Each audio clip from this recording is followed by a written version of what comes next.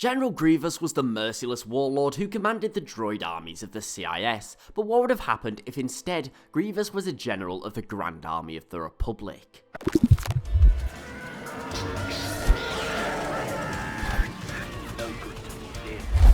Now, for this theory, we're going to be saying that Grievous, instead of being recruited by the CIS, is won over by Palpatine/Sidious.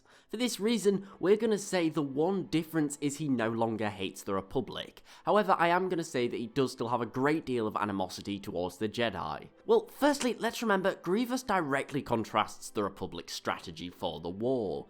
They'd made themselves out to appear the good guys in a sense, fighting against the tyrannical warlords and shady business tycoons of the Separatist Alliance, and Grievous would completely undermine this. However, it's likely he would be incredibly effective as a Republic commander. Given command over his own fleet and his own legion of clones, he would likely be used as the Republic's hammer, sent to worlds that had previously struggled to tame.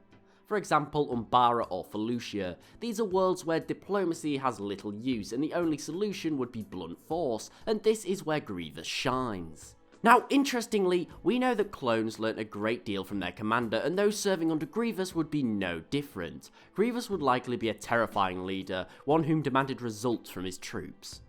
For this reason, I believe he would likely have a commander similar to Bakara and the Galactic Marines, who descended on possibly suicidal ventures for victory. Grievous would likely work far more effectively with clones who acted more like versatile warriors as opposed to the mindless droids that he despised in our own timeline. So Grievous would still very much hate the Jedi in this timeline, and it's likely the clones that served under him would feel the same way, similarly to Commander Neo.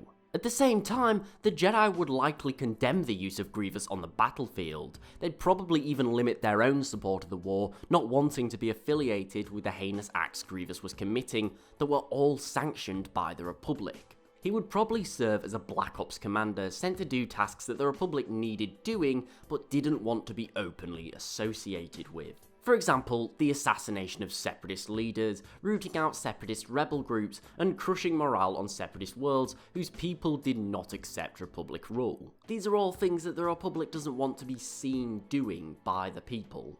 Ultimately, Grievous's part in the Republic's war effort would likely lead to the Republic being demonized by much of the galaxy.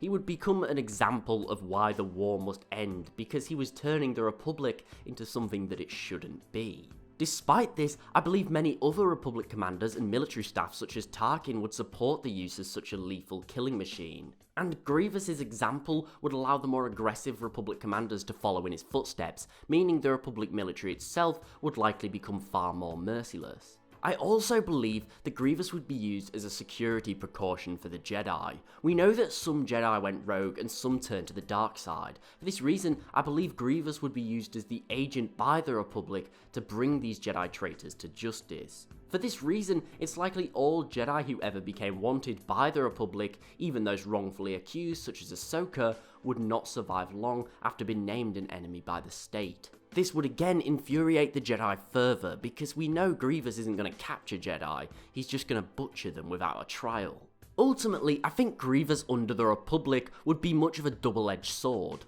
Although he would bring them countless victories in a very timely fashion, his actions would severely reduce support for the war, as even the most headstrong and pro-war senators would struggle to rationalise his actions. Despite this, he would prove an essential role for Sidious, and would likely be a key instrument used in executing Order 66. He's one of the few individuals the Republic would have that could take a Jedi in a one-on-one fight. He was, after all, the perfect Jedi hunting machine, and him, along with Vader, would likely make short work of any of the Jedi remnants. It's possible Sidious would also allow Grievous to follow him all the way into his reign as Emperor.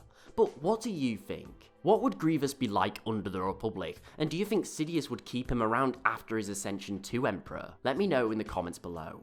Thanks for watching, please remember to like, share and sub as it's really appreciated and it helps the channel grow. Also don't forget to follow me on Twitter at TheLawGuy and tick the bell for regular updates. Thanks again for watching, I really do hope that you enjoyed, and I'll see you next time.